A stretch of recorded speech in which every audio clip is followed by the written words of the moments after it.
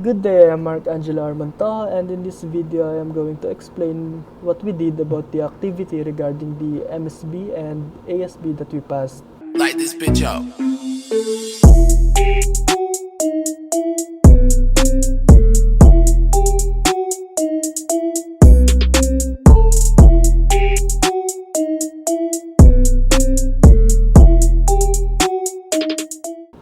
But first, and to have a recap, what is MSB and ASB? Well, ASB means Alert Service Bulletin, and this came from the manufacturer that we need to do about our aircraft in order to improve safety, but it is optional if we would follow or not. The MSB is mandatory, and the operator of the aircraft should follow or apply the required SB in order to meet the airworthiness standards. So the ASB that we got was the SBRTC-2019-1 R0, SBTC 2021-2 R0, and the MSB that we got was the SBRTC-2019-2 R0, SBTC-2022-1 R1. So the first ASB was the SBRTC-2019-1 R0, and the content was about the possible retrofit of major design change, which is the propeller KW-31 and towing equipment. So why was this SB released? Aerospool issued this service bulletin in order to enable retrofit the propeller KW-31 and towing equipment as a major design change for the WT9 Dynamic LSA. So for that purpose, the modifications listed in the section D must be performed.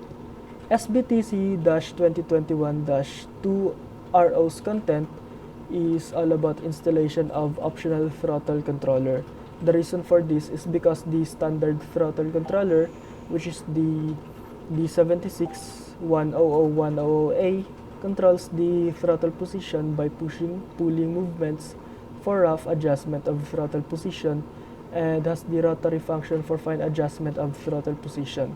The simple throttle controller D76-100-100B controls the throttle position by pulling movements only. Now, let's talk about the mandatory service bulletin that we need to comply in order to achieve airworthiness.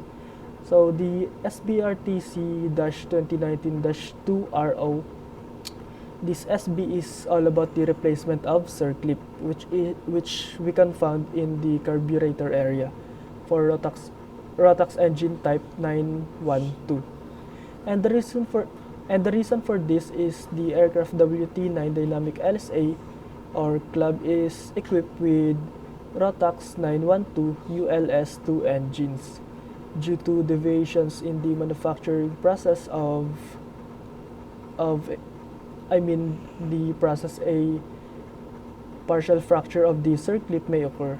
This fracture might lead to a crack or total fracture of the circlip, which in consequence may lead to a malfunction of the carburetor. Possible effects might be rough engine running or an unusual engine operating behavior.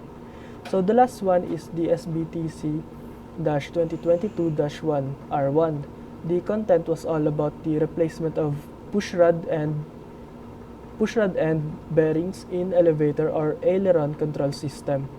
The reason for this is due to a deviation in the manufacturing process.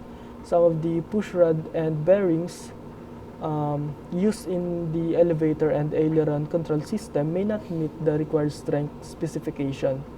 So in conclusion, it is up to us if we need to comply or follow the ASB that the manufacturer released. We have a choice about that. But when it comes to MSB, which is mandatory, we need to comply in order to achieve the airworthiness standards of the aircraft and to achieve safety. So that is all for this video, and thank you.